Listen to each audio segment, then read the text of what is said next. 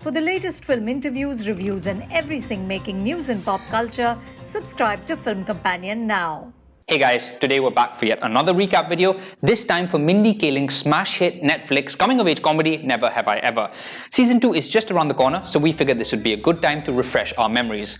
Which, I don't know about you guys, but I feel like I need nowadays more than ever, considering life feels so heavy that I swear I have the mental capacity of nacho cheese. When you're old and on your deathbed, whose naked body do you want to be picturing? Wouldn't I be thinking about my kids and grandkids and stuff? No, that's a myth. The first season of the show released just over a year ago during lockdown. Yeah, that's right, that's how long this pandemic has been. They made a show, released it, we all watched it, they made a whole other season which is also now releasing, and we're all still bloody here. Anyway, Never Have I Ever is the first major US comedy to be based on an Indian-American family. It's a sweet, simple, feel-good comfort watch centered on your favorite Hindu girl from the San Fernando Valley, Devi Vishwakumar, played by the excellent newcomer Maitri Ramakrishnan. The show follows Devi's various adventures navigating her second year of high school while trying to be cool and get a boyfriend, all while dealing with her strict mother played by Purna Jagannathan and coming to terms with the recent death of her dad. You kissing? Your father's ashes have barely begun to drift out to sea. I just got overcome with emotion. What are you going to do at my funeral? Just have sex on top of my grave? I pray it's a closed casket. Devi's life and the entire show is narrated by foul-mouthed tennis champ John McEnroe, which is a genius idea on paper, to have him of all people narrate a high school comedy. But they don't really do much with it. The show opens with Devi about to take on a new year at high school after a difficult freshman year where she was confined to a wheelchair as a result of the trauma of losing her dad. Going into the new year, she's looking to get a fresh start alongside her best friends Eleanor and Fabiola. Also on Devi's life goal list, losing her virginity to the school's resident popular hot guy Paxton Hall Yoshida.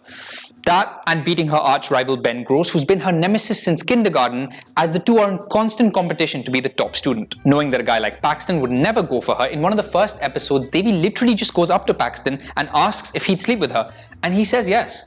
They arrange to meet after school, but she gets cold feet and doesn't go through with it. But what it does do is start an unlikely friendship with Paxton as she starts to see the humanity within the hot dude and he sees the person within the uncool Indian girl. But Devi's friends and everyone still believe she slept with Paxton and she doesn't correct them, so she kinda lies just to sound cool. On the other side of our gradually forming love triangle, we have arch nemesis Ben. Through their constant squabbles, Devi slowly starts connecting with Ben as the two realize just how much they have in common. There too, she starts to see the person he is beyond his competitive ways. Just a nice guy looking for connection, especially since his parents don't really have time for him.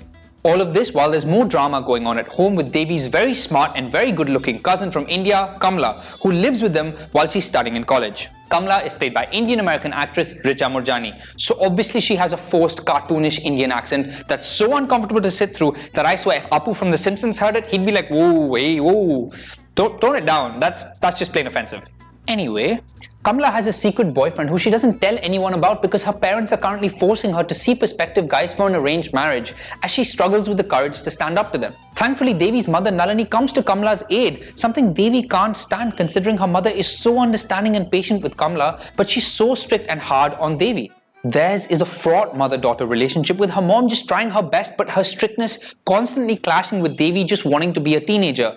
All of this while both of them are still reeling from the loss of Devi's dad. So of course the two have major communication failure.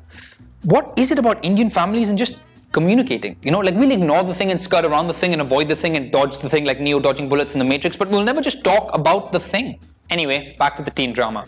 Paxton eventually finds out that Devi's been lying and telling people they're together, which makes him lash out, which in turn causes Devi to lash out against her friends and focus only on what's happening in her life and ignoring what's happening in theirs, which includes Fabiola struggling to come out to her parents. While the whole world is mad at her, Ben has a house party and invites everyone over, and while he's giving Devi a tour of his fancy-ass house, he misreads a moment and goes in for a kiss, which she immediately backs away from, saying she doesn't like him that way. Later that same night, Paxton gives Devi a ride home and they do end up kissing. So you know, peak love triangle. Back at home, Devi's tender relationship with her mother reaches exploding point when she finds out that they may be moving to India because her mother is having a tough time managing. So naturally, Devi blows, saying increasingly horrible things, like you don't even like me and I lost the one parent who really cared about me. I wish it was you who died that night, not dad. In the last episode, Devi storms out of the house and moves in with Ben as a friend. Her mother goes to try and make amends and get Devi to come with her to finally spread her father's ashes, but of course, angry teenagers be angry teenagers, Devi refuses. But eventually Ben, Eleanor and Fabiola convince her that she shouldn't miss this or else chances are she'll regret it forever. So Ben drives her just in the nick of time. When Devi gets to the beach where they're going to spread her dad's ashes, she sees her mother and Kamla in the distance and screams to get them to wait for her, but they can't hear her. That is until she runs into international tennis star John McEnroe, which explains the voiceover. And he helps her out by screaming, and him you can't not hear.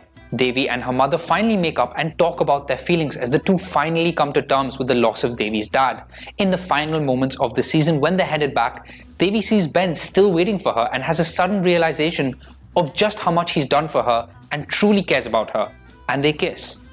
But of course, just as they're kissing, Paxton calls to tell Devi his true feelings for her. So who will Devi finally choose to be with, Ben or Paxton?